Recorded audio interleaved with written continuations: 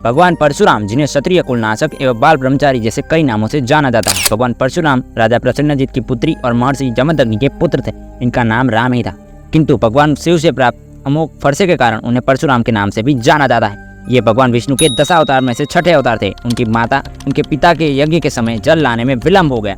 उस समय उनके पिता ने क्रोध में आकर चारों पुत्रों को अपनी माता को मारने को कहा, किंतु परशुराम के सिवा कोई तैयार नहीं हुआ और बिना कुछ सोचे परशुराम ने अपनी माता का सर काट दिया। एक समय उनके पिता को किसी क्षत्रिय राजा ने मार दिया, तो क्रोध में आकर भगवान परशुराम ने पृथ्वी से समस्त क्षत्रियों को ही खत्म कर दिया और केवल एक बार नहीं किंतु 21 बार उन्होंने धरा को क्षत्रिय विहीन कर दिया था। उन्होंने आखिर क्यों अपनी माता का सर काट दिया, इसके पीछे एक कहानी है।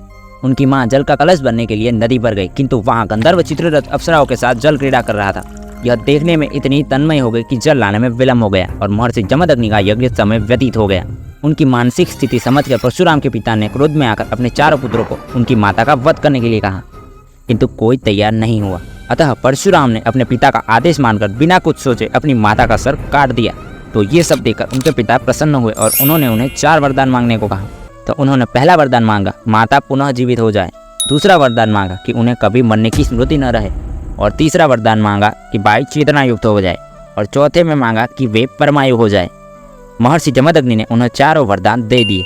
भगवान परशुराम भी महर्षि दुर्वासा के भांति क्रोधी स्वभाव के थे। एक बार कार्त्यवीर अर्जुन नाम के एक क्षत्रिय राजा ने परशुराम की अनुपस्थिति में उनका आश्रम उजाड़ दिया, तो परशुराम ने उनकी सहस्त्र भुजाओं को काट दिया। कार्त्यवीर के संबंधियों ने प्रतिशोध की भावना से महर्षि जमदग्नि की हत्या कर दी, तो भगवान परशुराम ने क्रोध में आकर समस्त क्षत्रियों का वध कर दिया था। सीता स्वयंवर के समय श्री राम ने जब पिनाक धनुष को तोड़ा तो भगवान उनका वध करने के आशय से यहाँ आए, किंतु श्री राम को देखकर परशुराम शांत हो गए। महाभारत काल में भी भगवान परशुराम ने कर्ण को अस्त्र एवं शस्त्र विद्या का ज्ञान दिया था और कलयुग के अंत में भी भगवान परशुराम कल्कि अवतार के साथ मिलकर कलि पुरुष का अंत करेंगे। तो फ्रेंड्स, ये वीडियो कैसा लगा कमेंट करके जरूर बताना, और अगर आप भी मेरी तरह सनातन धर्म से संबंधित वीडियो देखना पसंद करते तो चैनल को सब्सक्राइब कर देना। मिलते हैं नेक्स्ट वीडियो में, ત્યાં સુધી जय श्री कृष्ण।